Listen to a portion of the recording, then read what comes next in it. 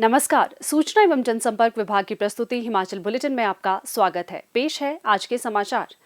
कांगड़ा संसदीय क्षेत्र के विभिन्न योजनाओं के लाभार्थियों से मुख्यमंत्री श्री जयराम ठाकुर ने आज शिमला से वीडियो कॉन्फ्रेंस के माध्यम से संवाद किया। इस अवसर पर मुख्यमंत्री ने कहा कि राज्य सरकार विभिन्न कार्यक्रमों और कल्याणकारी योजनाओं का लाभ लक्षित समूह को प्रदान करने के लिए दृढ़ प्रयास कर रही है, ताकि प्रदेश में गरीबों का सामाजिक और आर्थिक उत्थान सुनिश्चित किया जा सके। श्री जयराम ठाकुर ने कहा कि वर्चुअल रैलियों से राज्य सरकार को लाभार्थियों से सीधा संवाद स्थापित करने में मदद मिलती है और राज्य सरकार द्वारा आरंभ की गई नीतियों और कार्यक्रमों के बारे में प्रतिक्रिया भी प्राप्त होती है। संवाद के दौरान विभिन्न योजनाओं और कार्यक्रमों को अधिक प्रभावी बनाने के लिए सुझाव भी प्राप्त होते हैं। मुख्यमंत्री ने कहा कि ये ध्यान में आया है कि विभिन्न योजनाओं की जानकारी के अभाव में लोग कल्याणकारी योजनाओं का लाभ नहीं उठा पाते। इस तरह के संवाद लोगों को विभिन्न योजनाओं के बारे में जागरूक करने में सहायक सिद्ध होते हैं। उन्होंने कहा कि वृद्धजनों को बेहतर आर्थिक सुरक्षा प्रदान करने के लिए वर्तमान राज्य सरकार ने बिना आय सीमा के सामाजिक सुरक्षा पेंशन प्राप्त करने की आयु सीमा को 80 से घटाकर 70 वर्ष किया है। इससे परिणाम स्वरूप हालांकि 200 करोड़ रुपए से अधिक का वित्तीय बोझ पड़ा है, लेकिन साथ ही राज्य के 2,90,000 वरिष्ठ नागरिक लाभान्वित भी हुए हैं।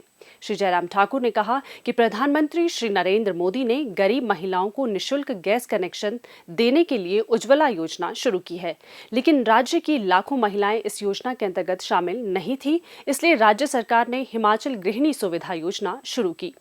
प्रदेश सरकार ने इस योजना के तहत लगभग 2,76,000 घरों को निःशुल्क गैस कनेक्शन प्रदान किए। इसके साथ ही राज्य देश का पहला ऐसा राज्य बन गया है जहां हर घर में गैस कनेक्शन उपलब्ध है। मुख्यमंत्री ने कहा कि वे स्वयं ग्रामीण क्षेत्र से संबंध रखते हैं, इसलिए वे विभिन्न समस्याओं से आम आदमी को होने वाली कठिनाइयों को समझते हैं। लोगों की समस्याओं के समाधान के लिए प्रदेश सरकार ने जनमंच कार्यक्रम शुरू किया। राज्य में अब तक 190 जनमंच आयोजित किए जा चुके हैं और 91% से अधिक शिकायतों का निवारण किया गया है। मुख्यमंत्री सेवा संकल्प हेल्पलाइन 1100 के माध्यम से भी जनता की शिकायतों के निवारण करने में मदद मिली है। श्री जयराम ठाकुर ने कहा कि केंद्र सरकार की आयुष्मान भारत योजना के अंतर्गत लगभग 22 लाख लोगों को शामिल किया गया है। उन्होंने कहा कि आयुष्मान भारत योजना से बाहर रह गई राज्य की आबादी को कवर करने के लिए राज्य सरकार ने प्रदेश में हिम केयर योजना शुरू की। इस योजना के तहत लगभग 90 करोड़ रुपए व्यय कर 90,000 लोगों का उपचार किया गया है। राज्य में गंभीर रोगों से पीड़ित रोगियों के परिवारों को वित्तीय सहायता प्रदान करने के लिए सहारा योजना आरंभ की गई है। इस योजना के तहत ऐसे रोगियों को प्रतिमाह 3,000 रुपए प्रदान किए जा रहे हैं और अब तक लगभग 7,000 परिवारों को लाभान्वित किया गया है। मुख्यमंत्री स्वावलंबन योजना के तहत युवाओं को स्वयं का रोजगार शुरू करने के लिए 13 करोड़ रुपए ऋण के रूप में भी प्रदान किए गए। उन्होंने युवाओं से मुख्यमंत्री स्वावलंबन योजना का लाभ प्राप्त करने के लिए आगे आने का आग्रह करते हुए कहा कि वे नौकरी चाहने वालों के स्थान पर नौकरी प्रदाता बने। श्री जयराम ठाकुर ने कहा कि कोविड-19 महामारी ने समाज के हर वर्ग पर प्रतिकूल प्रभाव डाला है। प्रदेश सरकार हर वर्ग को राहत प्रदान करने के लिए प्रयास कर रही है। प्रधानमंत्री किसान सम्मान निधि योजना के अंतर्गत लगभग 8,75,000 किसानों के खाते में लगभग 180 करोड़ रुपए की राशि हस्तांतरित की गई। राज्य सरकार ने मार्च से जून माह तक प्रत्येक आशा कार्यकर्ता को 1,000 रुपए प्रतिमाह की अतिरिक्त प्रोत्साहन राशि प्रदान की। उन्होंने कहा कि जुलाई और अगस्त माह के लिए प्रत्येक आशा कार्यकर्ता को प्रतिमाह 2,000 रुपए की प्रोत्साहन राशि प्रदान की जाएगी। मुख्यमंत्री ने कहा, हमारा ये दायित्व बनता है जिन लोगों को हम सरकार की विभिन्न योजनाओं के माध्यम से लाभ देने की कोशिश कर रहे हैं, वो लोग कौन हैं, वो लोग कहां के हैं, ये जानना भी अब हमको बहुत जरूरी होता है।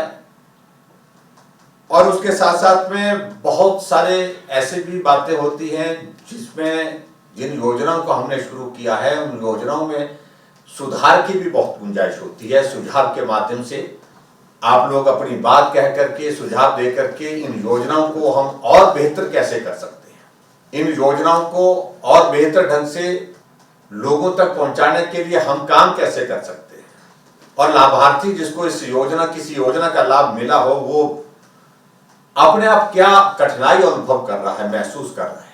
जब उन बातों का जिक्र हमारे समक्ष आता है तो हमको बहुत सुविधा रहती है कि उन मुश्किलों को, उन कठिनाइयों को दूर करने के लिए।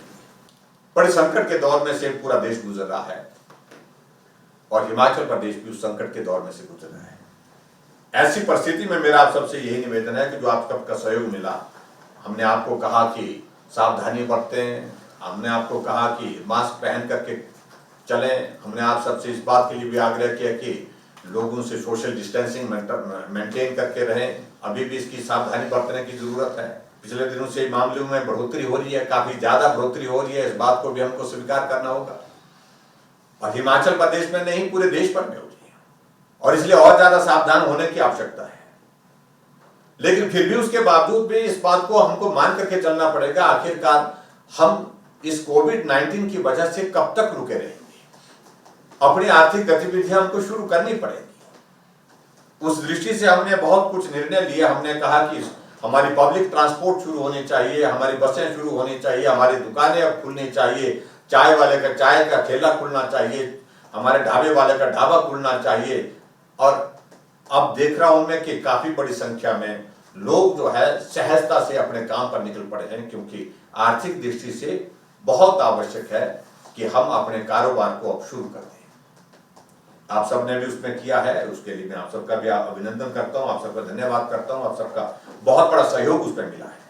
लेकिन फिर भी उसके बावजूद मुझे ये जरूर आप सबके बीच में कहना है कि अभी भी आने वाले समय में ये संकट हो सकता अभी तक लंबा चले, इसलिए सावधानियों के साथ अपना काम भी हम चलाएं, सावधानियों के साथ हम इस कोविड-19 से बचते भी रहें।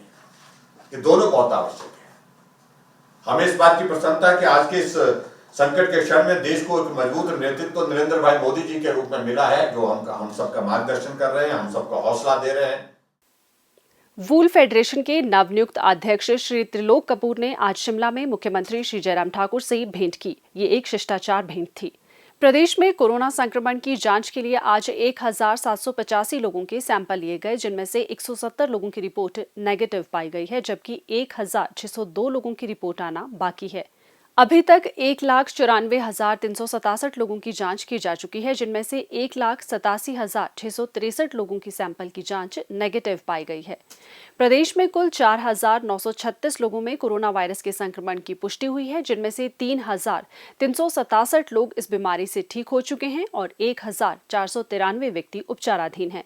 हिमाचल बुलेटिन देखने के लिए सब्सक्राइब करें YouTube channel DPR Himachal, follow करें ट्विटर @DPRHP, लाइक करें Facebook page information and public relations department Himachal Pradesh, visit करें वेबसाइट www.himachalpr.gov.in।